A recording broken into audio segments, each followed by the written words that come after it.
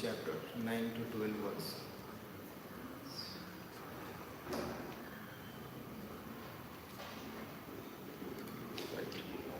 Yatra vidbhuva yatra sputika kutyani vaidurya stambah panktaya yatra chitra vitanani padmarga asnani cha payah fena nivasaya muktadam parichaddah ujadvir nupuray devya sabdayantya itastata ratna asthalisu pasyanti sudati sundaram mukham tasmin mahendra bhavena mahabalo mahamana nirjita lok ekarat reme abhivandyagri yuga suradibhi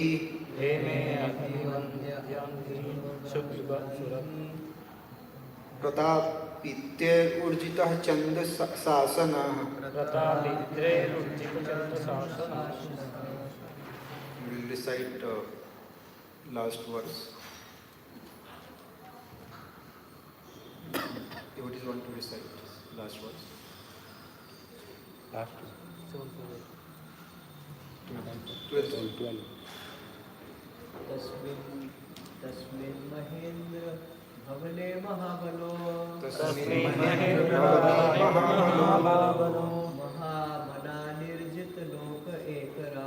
महामना निर्जित लोक एकरात् मे अभिवन्द्याङ्घ्रियुगः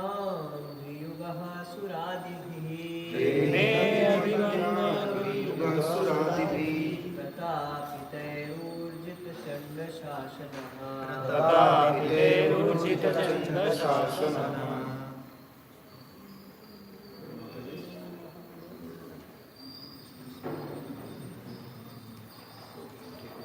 What meaning? Yatra, where the residential quarter of King Indra. Vidruma, sopana. Steps made of coral. Mahamarkataha. Emerald. Bhuvaha. Floats. Yatra. Where. Aspatika. Crystal. Walls. Vaidurya. Of Vaidurya stone. Astambha. Of pillars. Canopies. Okay. Padmargaha. Bedecked with rubies. As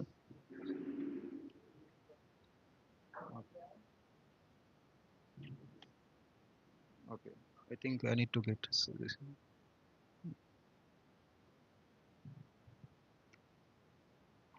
Panktya lines. Yatra. Where. Chitra. Wonderful. Vitanani. Canopies. Padmarga. Padmaraga. Bedecked with rubies. Asnani. Seats. Cha. Also. Payaha. Of milk. Fena. The foam. Nibaha. Just like. Sayaha. Beds. Muktadama. Of pulse. Parichaddaha, having borders. I think. I think it's been somewhere. Once. Yeah. Kujadvi, jingling. Nupure, with ankle bells. Devvayaha, celestial ladies. Sabdayantayaha, making sweet vibrations. Itah tataha, here and there. Ratna asthalisu, in places bedecked with jewels and gems. Pashyanti, see. Sudatitaha, having nice teeth. Sundaram, very beautiful. Mukham, faces. Tasmin, in that. Mahendra Bhavani, the residential quarter of heavenly king. Mahabalaha, the most powerful. Mahamanaha, highly thoughtful. Nirjita Lokaha, having everyone under his control. Ekarataha, the powerful dictator. Reme, enjoyed. Abhivandaya, worshipped. Angri Yugaha, whose 2 feet. Surah Adivhi, by the demigods. Prata, Pitay, being disturbed. Urjitaha, more than expected. Chanda, severe. Sasana, who is ruling. The steps of King Indra's residence were made of coral. The floor was bedecked with invaluable emeralds. The walls were of crystal, and the columns of Veduria stone. The wonderful canopies were beautifully decorated. The seats were bedecked with rubies, and the silk bedding, as white as foam, was decorated with pearls. The ladies of palace, who were blessed with beautiful teeth and the most wonderful, beautiful faces, walked here and there in the palace, their ankle bells tinkling melodiously, and saw their own beautiful reflection in the gems. The demigods, however, being very much oppressed, had to bow down and offer obeisances at the feet of Hiranyakashipu, who chastised the demigods very severely and for no reason. Thus Hiranyakashipu lived in the palace and severely ruled everyone. Purport by Sri Divan Ki Sasi Bhaktivinoda Swami Srila Prabhupada ki jai. Hiranyakashipu was so powerful in the heavenly planet that all the demigods except Lord Brahma, Lord Shiva and Lord Vishnu were forced to engage in his service. Indeed, they were afraid of being severely punished if they disobeyed him. Srila Vishwanath Chakravarti has compared Hiranyakashipu to Maharaj Vena, who was also atheistic and scornful of the ritualistic ceremonies mentioned in the Vedas. 8. Maharaj Vena was afraid of some of the great sages such as Vrigu, whereas Hiranyakashipu ruled in such a way that everyone feared him but Lord Vishnu, Lord Brahma, and Lord Shiva. Hiranyakashipu was so alloyed against being burned to ashes by anger of great sages like Vrigu that by dint of his austerity he surpassed their power and placed even them under his subordination. It appears that even in the higher planetary systems, to which people are promoted by pious activities, disturbances are created by asuras like Hiranyakashipu. No one in the three world can live in peace and prosperity without disturbance. Let's start with Mangalacharan. उमज्ञानतिमिरान्धस्य ज्ञानाञ्जनशलाकया चक्षु उन्मिलितं येन तस्मै श्रीगुरवे नमः श्रीचैतन्यमनोविष्ठं स्थापितं येन भूतले स्वयं रूप कदा मह्यं ददाति स्वपदान्तिकं वन्देऽहं श्रीगुरों श्रीयुतापदकमलं श्रीगुरुं वैष्णवांश्च श्रीरूपं साग्रजातं सहगना रघुनाथान्वितं तं सजीवं सावद्वैतं सावधूतं परिजनासहितं कृष्णचैतन्यदेवं श्रीराधाकृष्णपादां सहगना ललिता श्रीविशाखान्वितांश्च नमः ॐ विष्णुपादाय कृष्णपृष्ठाय भूतले श्रीमते भक्तिवेदान्तस्वामिनिति नामिने नमस्ते सारस्वते देवे गौरवाणी प्रचारिणे निर्विशेष शून्यवादी पाश्चात्यदेशतारिणे नमो महावदन्याय कृष्णप्रेम प्रदायते कृष्णाय कृष्णचैतन्य नामने गौरतुसे नमः हे कृष्णा करुणा सिंधु दीनबंधु जगत्पते गोपेशा गोपिका कांत राधा कांत नमस्तुते तप्त कांचन गौरांगी श्री राधे वृंदावनेश्वरी वृषभानुसुते देवी प्रणमामि हरिप्रिये वाञ्छाकल्पतरुभ्यश्च कृपा सिन्धुभैव च पतितानां पावनेभ्यो वैष्णवेभ्यो नमो नमः जय श्री कृष्ण चैतन्य प्रभु नित्यानंद श्री अद्वैत गदाधर श्रीवास आदि गौर भक्त वृंद हरे Krishna Krishna Krishna Hare Hare Hare Ram Ram Ram Hare Hare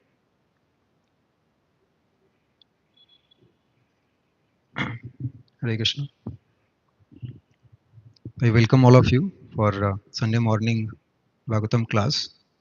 So I seek blessings from all the senior devotees. It's always safe to speak in front of senior devotees so that we are always corrected when we are wrong and audience will not go with some wrong impression. So I seek blessings of all the senior devotees.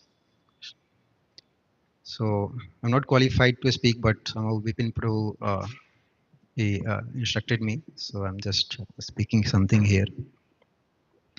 So we see here the situation of demigods that although we see in the translation there's so much of descriptions of opulence of heavenly kingdom, there is so much opulence, but still there is a disturbance there. So that is the constant theme in this material world, that one may have everything, but then there is a small thing and which makes everything very miserable. So we see the same situation when Arjuna came to battlefield. So he says that nimitani cha pasyami viprithani cha kesava.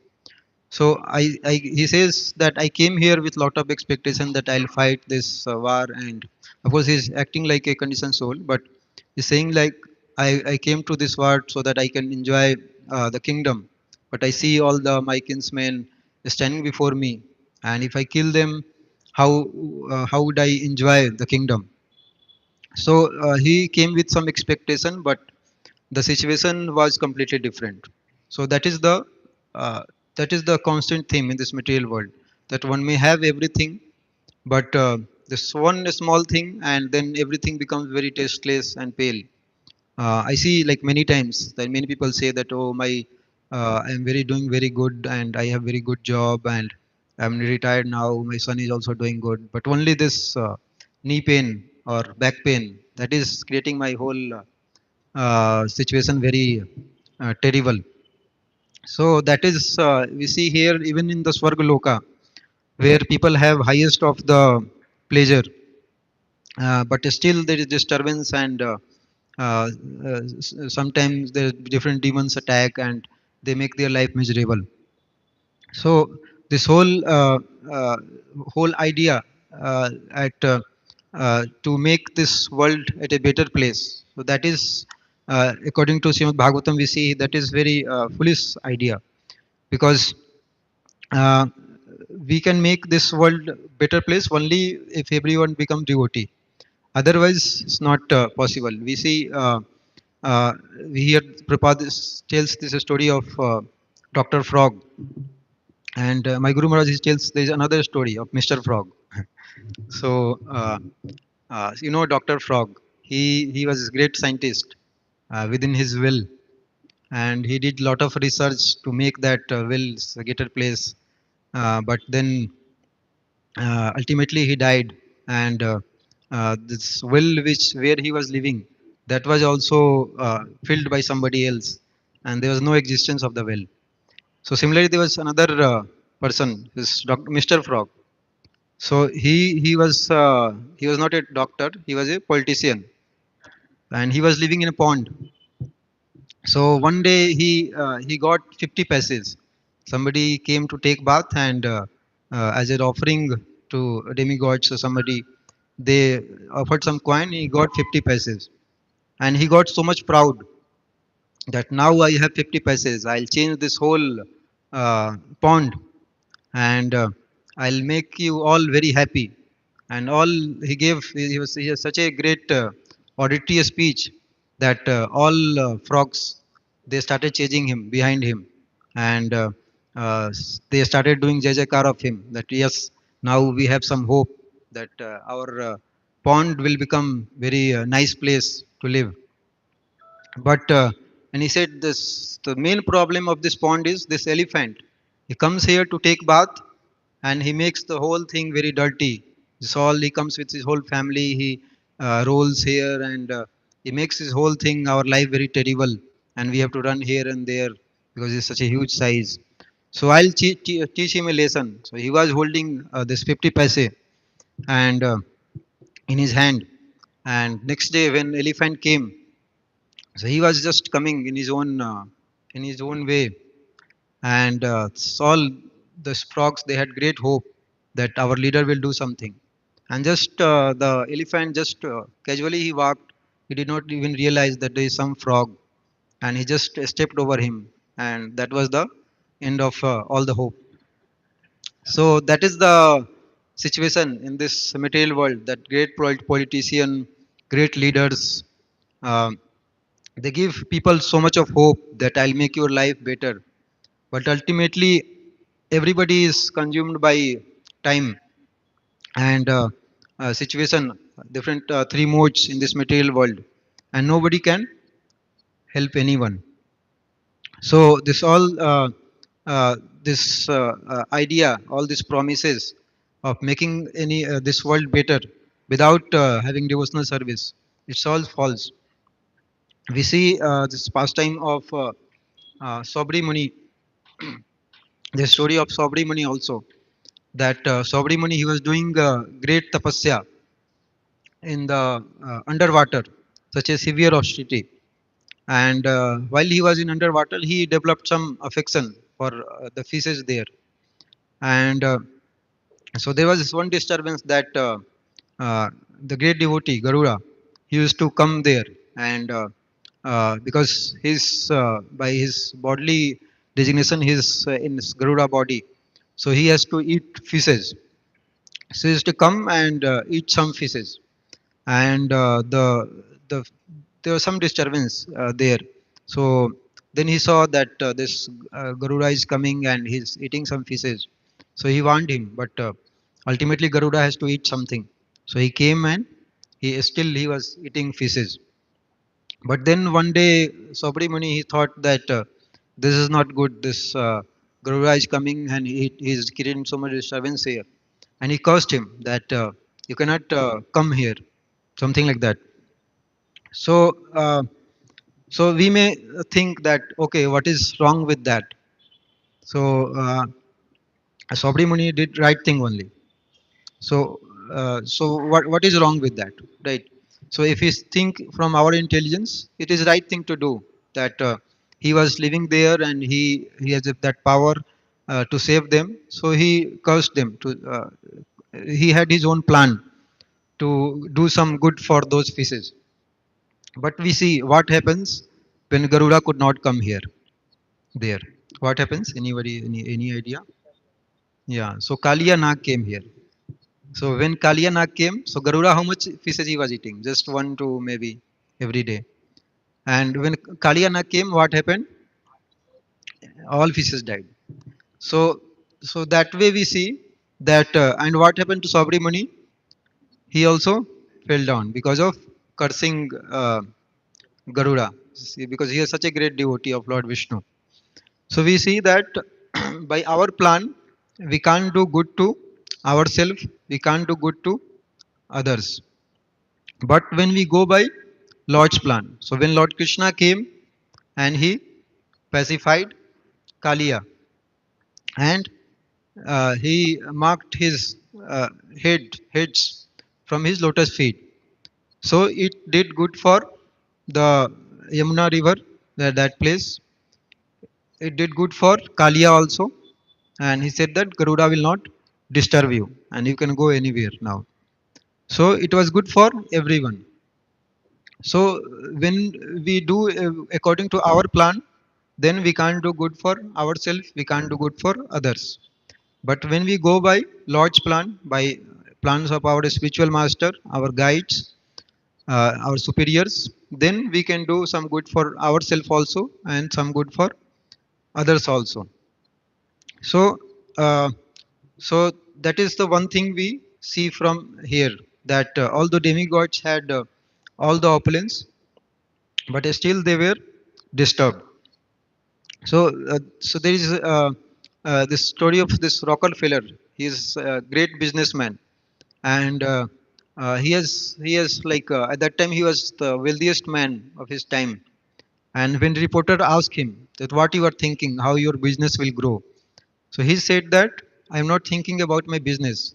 I am only thinking that when I will go to toilet, because he had such a very difficult severe kidney issue, and because he was a very devout Christian, so he said that all my money could not give me a good health.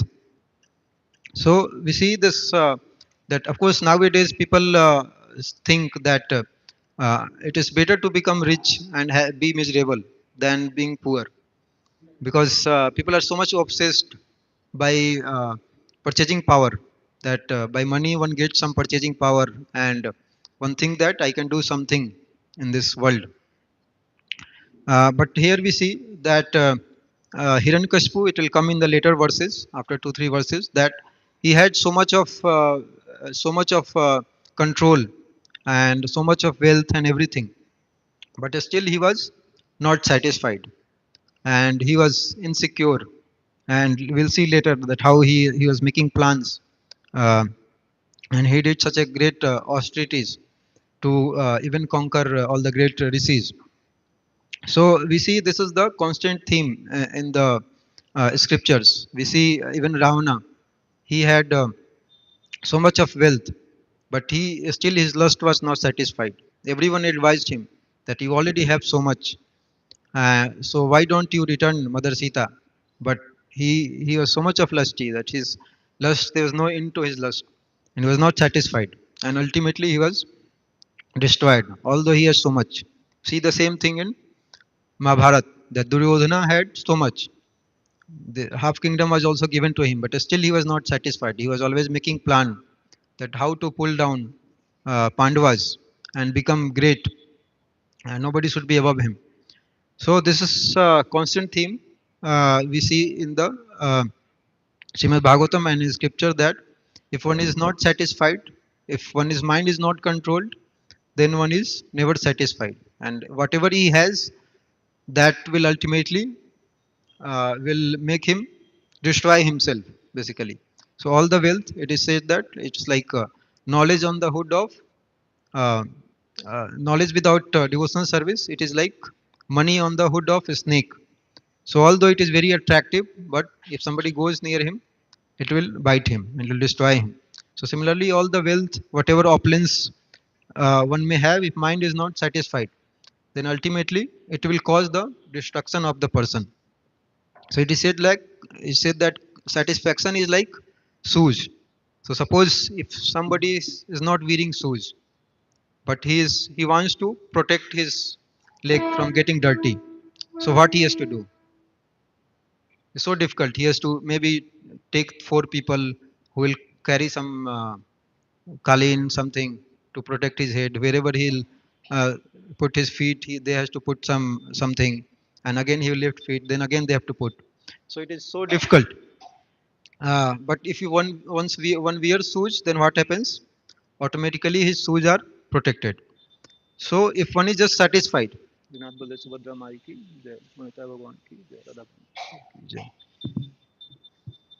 Prabhupada ki jai.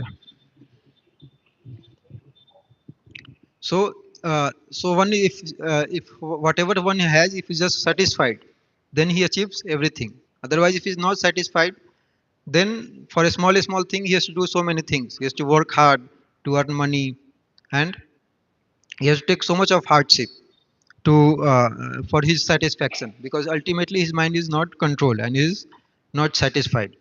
So we see the same thing in the scripture. Here also the same thing. Hiranyakashipu was, although he had so much of control, how much control one can have? Like it said that Srila Prabhupada said that Pandit Nehruji, he had in his time, his father was also very great, very rich. So he had some British people employed under him, and so that was kind of great prestige that British were ruling over India. Sorry, British were ruling over India, but they had employed even British people.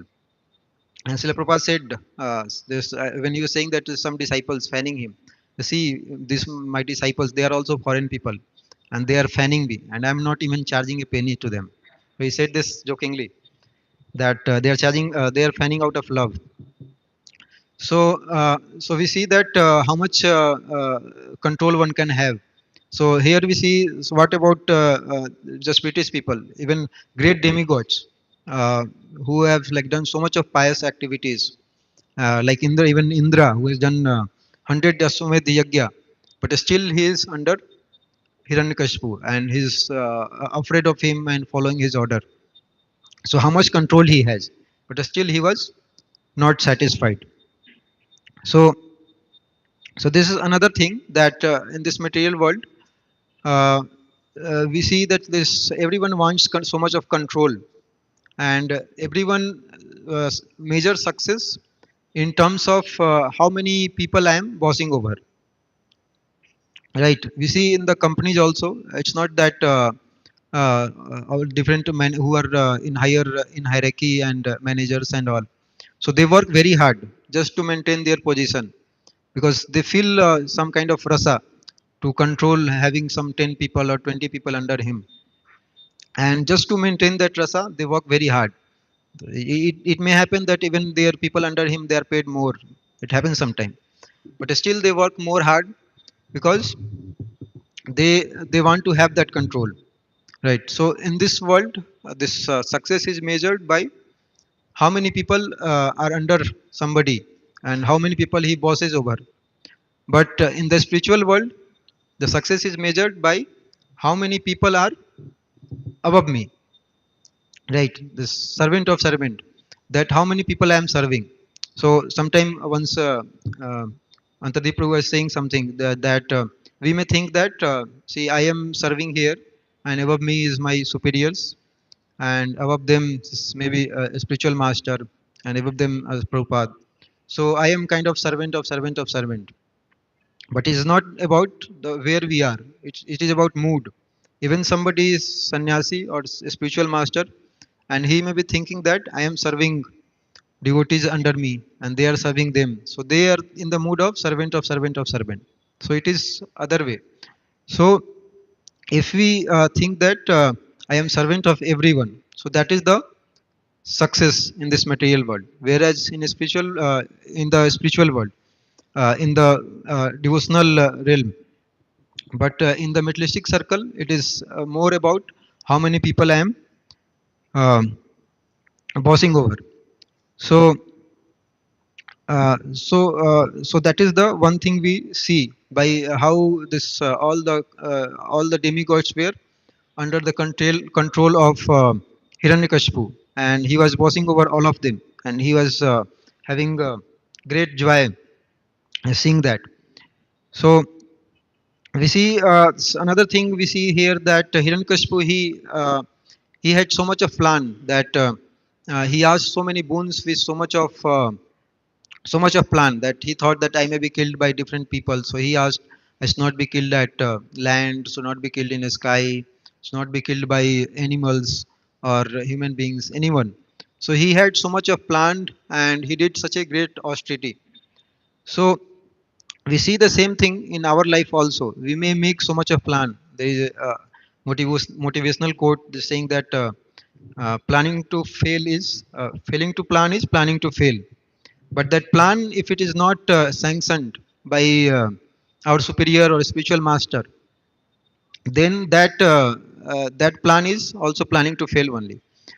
So we see that we may. I recently, one of my relative, he was coming and to take some admission in some college, and he was saying that one of his uh, one of his cousin, he is earning so much in America somewhere.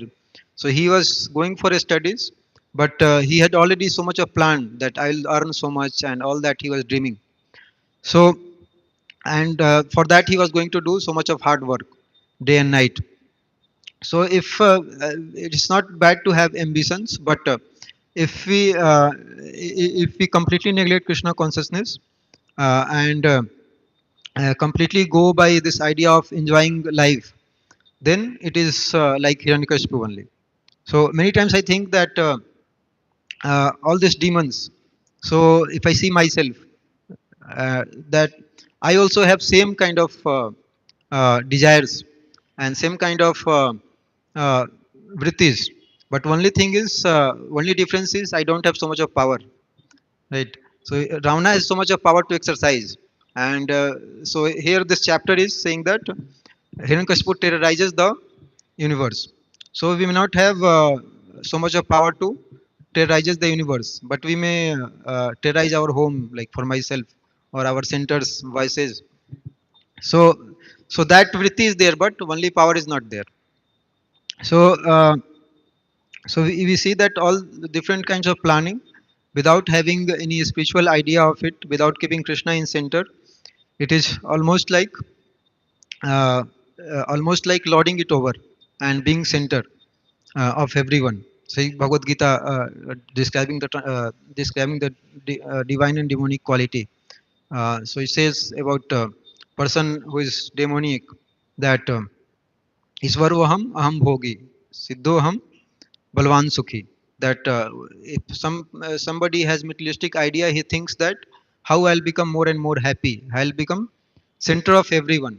Think that how I should devise plan, and there's so much there is so many enemies. If I kill them, then I'll be happy, because they are creating continuously, they are continuous source of my misery. Only if I kill those enemies, then I'll be happy. But a person who are dependent on Krishna, he does not think like that. He is dependent on for everything on Krishna.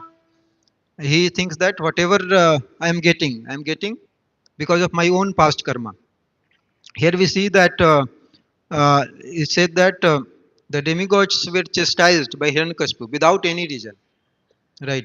There was no reason. We may get some chastisement by our superiors or some devotees or by parents. We may think that why they are chastising.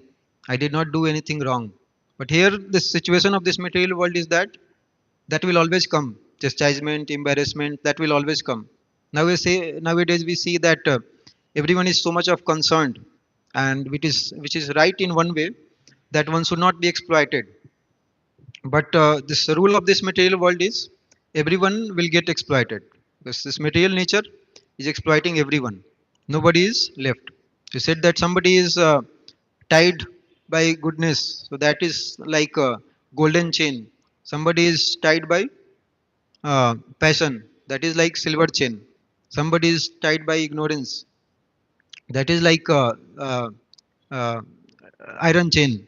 But everybody is tied. One may be proud that okay, I am in satoguna, but ultimately one is tied only. It's better, but ultimately it is bondage. So we see that this is the rule of this material world, that even great demigods who have so much of power, that they could control this whole universe. They are providing all the necessity provided. Like one some devotee, some person, some reporter asked one of the devotees or Prabhupada, I'm not sure, that what to do about this pollution thing. Should devotee concerned about this pollution thing? He said, no, no, don't worry about that. Demigods can clean all that in one day. So that is not a big concern. So because that we are creating so much of havoc, so they also have left it. Okay, you suffer your own thing. So all these demigods, they have so much of power, but still they are being chastised. So although it is being it is good to be concerned about others, that somebody should not be exploited, but when it comes to ourselves, we should seek guidance, and we should see that we should not revolt on every thing. And it is basically it was not a it is kind of foreign idea to not to respect superiors. Even in the Indian culture, if somebody's superior is doing something wrong, then one ignores that. One is not supposed to speak over him or go against him in that way, especially father, a spiritual master, or any superior.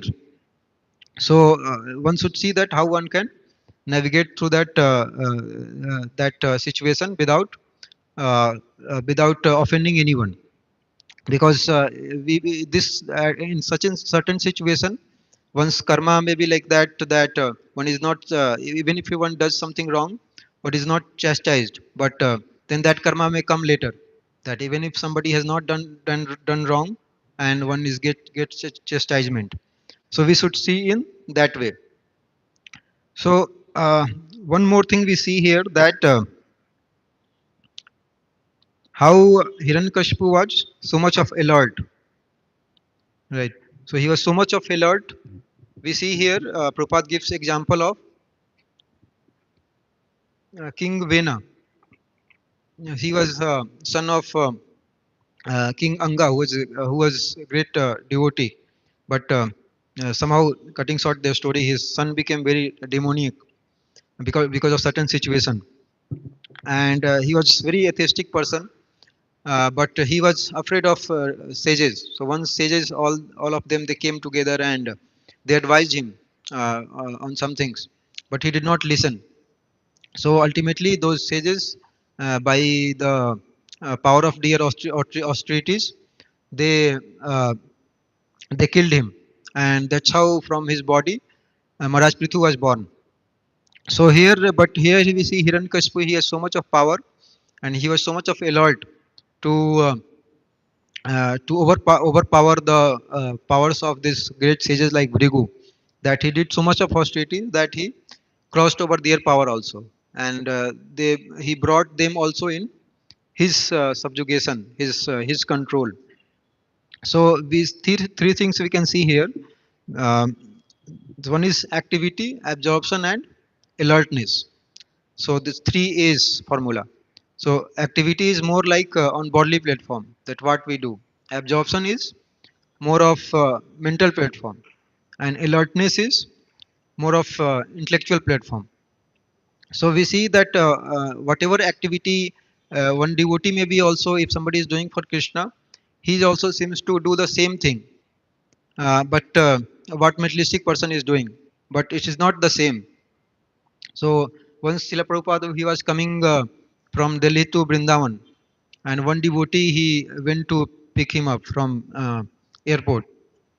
So he was traveling in the vehicle from Delhi to Vrindavan, and Srila Prabhupada was very grave. So the devotee was thinking that maybe Srila Prabhupada is thinking about some pastime of Radha Krishna, and in that way. And when Prabhupada will open his lotus mouth, then I'll hear the pastimes of Radha Krishna in that way. So he was constantly thinking like that. And when Srila Prabhupada first spoke, so he said, "What about cement?" So he was shocked that Srila Prabhupada is thinking about cement. So he was not able to understand. But we see here that for the great devotees, even whatever activity they do for Krishna. They do they don't do for their own pleasure, for me and mine.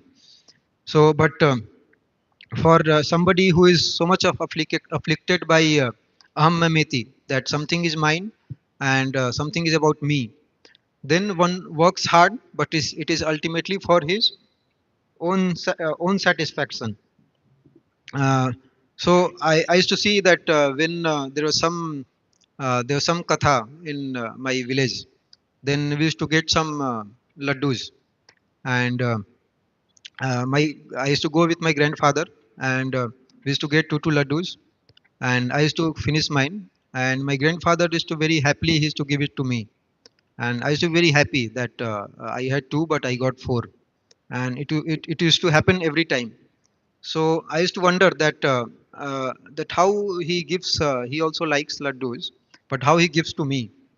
So I had this doubt always, and he finds this great satisfaction in giving that laddus to me. But when I became father, then I understood that kind of affection one has for one's children. So this is more about bodily, because of bodily connections, that one has affection for his children, grandchildren, and all. But and one works very hard. But if the same affection one has for devotees, so and a spiritual master, then one works hard. One may be doing some construction work, like we see TOBP, so much of construction going on, and so much of big project. People are doing research on so many things, on each and everything, what kind of stones should be there, and what kind of design should be there, what kind of different technologies should be there for exhibition and all. So one may be doing very hard work, but if it is for pleasure of Krishna, it is for pleasure of a spiritual master, then it is not bondage. But if it is for one's own satisfaction, then it creates bondage for somebody. So here uh, it said that this quality of our work depends on quality of our motivation. So if we have good motivation, then quality means it may not be it may not be maybe something materialistic. May people may do something better who has some personal motives, but it will not satisfy everyone. Like last time Antadeep Prabhu had come, he was saying that if somebody does austerities not for selfless purpose, some for some selfish purpose, then it creates problems for others. Like Hiranyakashipu, he was doing such a great austerities, and so much of flame coming out from his body, and it was creating disturbance for whole universe just by his austerity, because he was not doing austerity out of his he was not doing austerity for some great purpose. He was doing for his selfish motives. And up to some extent, even Dhruva Maharaj, when he was doing some great austerity, because he has some material motives, so then also there was some disturbance in this universe. So if one does activities with the right motives, then ultimately it brings benefit to everyone. But uh, but if one does not bring do with the right motives, then it does not bring benefit to others.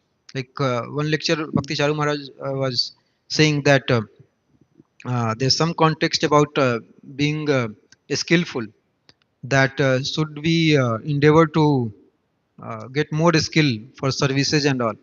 So Maharaj was saying that first one should uh, develop great devotion, then skill will automatically come. So because one, if one has devotion, and if one is doing out of great pleasure for satisfaction of a spiritual master, then automatically one puts so much of heart to do these things. And ultimately the motive matters. If one has good motives and a strong motive, then a skill will automatically come. Like when we see that Arjuna, he was demotivated on the battlefield, then Krishna did not taught him how to do better archery, right? What he taught him, he motivated him to do fight, right? He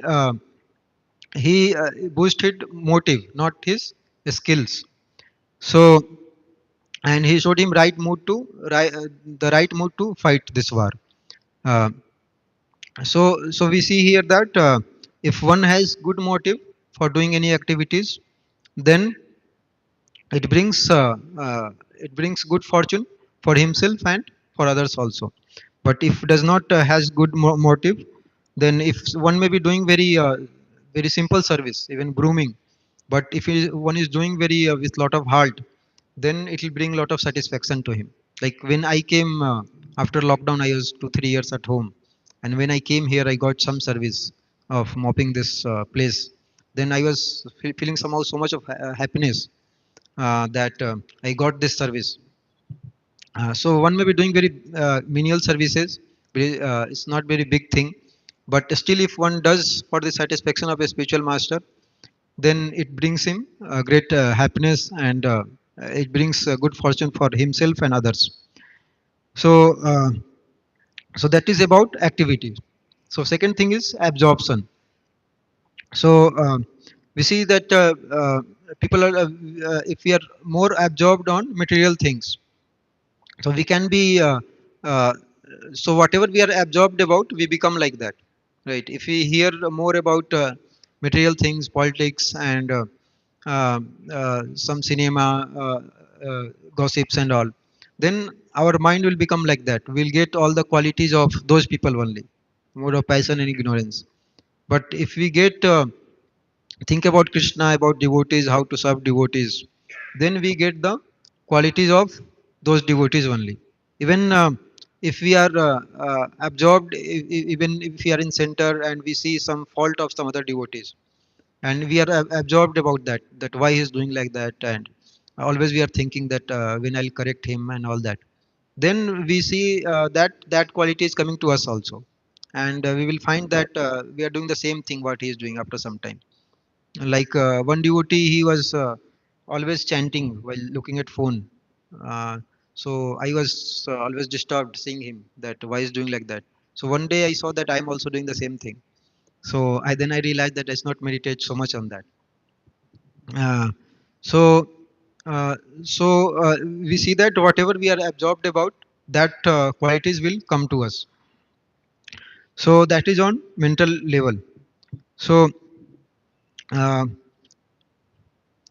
third thing is alertness, that we see here that Hiranyakashipu was so much of alert that nobody should overpower his strength, and he was doing so much of austerities to overcome even the strength of Bhrigu Muni and other great sages. So, like Bhaktivinoda Thakur also says that we should, so many things we can learn from materialistic also, because they do so many things in so many very sophisticated way, so that we can learn that how we can be alert more to save our spiritual life. Like even one devotee, he was not alert that he did not call his parents many times. He was staying in base, and he did not call his parents many times. Parents will call him and say that why you are not calling me, and somehow he did not had any bad motives, but somehow he was ignorant. He was engaged in services and he could forget.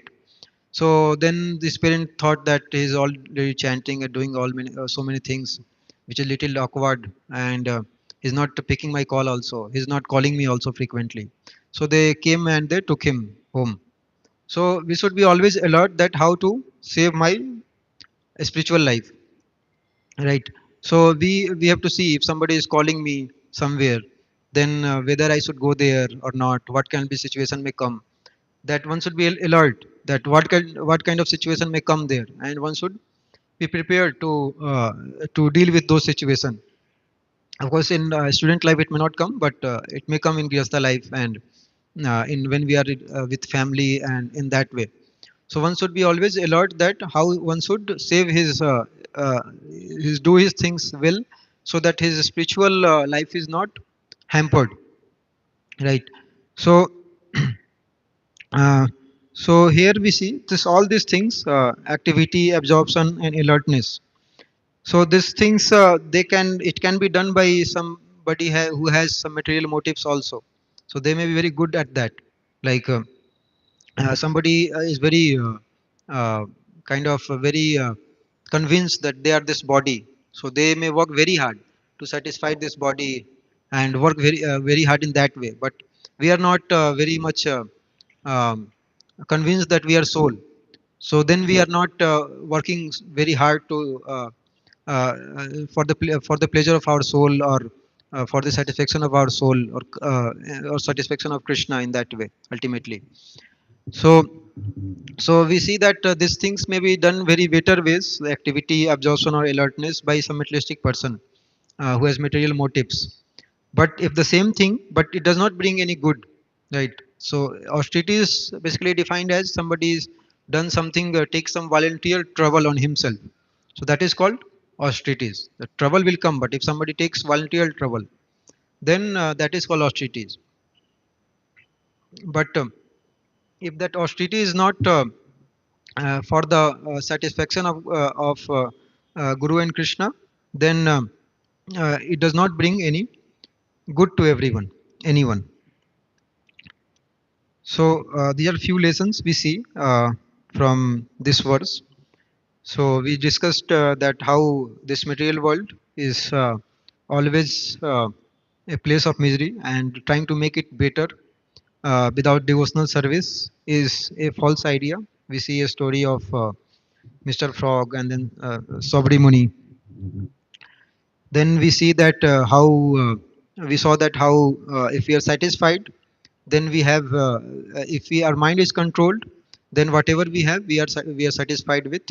And but if mind is not controlled, then whatever we have great wealth, but it does not bring good to us because the satisfaction is not there. And we saw the story of Ravana, Duryodhana, even example of Hiranyakashipu. And again about planning, we saw that if our plan does not include Krishna, then plan is uh, uh, planning to fail. And we see that this constant theme of this material world, that one wants to boss over others, and he identifies his success based on how many people he is bossing over. But in the spiritual circle, we see that how many people we are under, we are under how many people, and we are a servant of how many people, and we measure success on that parameter. And third thing we saw that next thing we saw that we how they were chastised by Hiranyakashipu. Demigods were chastised by Hiranyakashipu for no reason, and that situation may also come to us. So we should not be always worried about worried to protect ourselves, and we should depend on Krishna also, taking guidance of our superiors. And last we saw about activity, absorption, and alertness, that how we should do activities for the satisfaction of Krishna, and quality of our work depends on quality of our motives. And we should be always absorbed in for the satisfaction of Krishna, and we should be always alert that our devotional service is not hampered. So that's for today. So if any correction, any questions,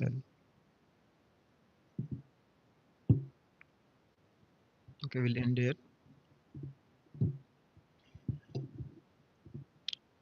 So Prabhupada ki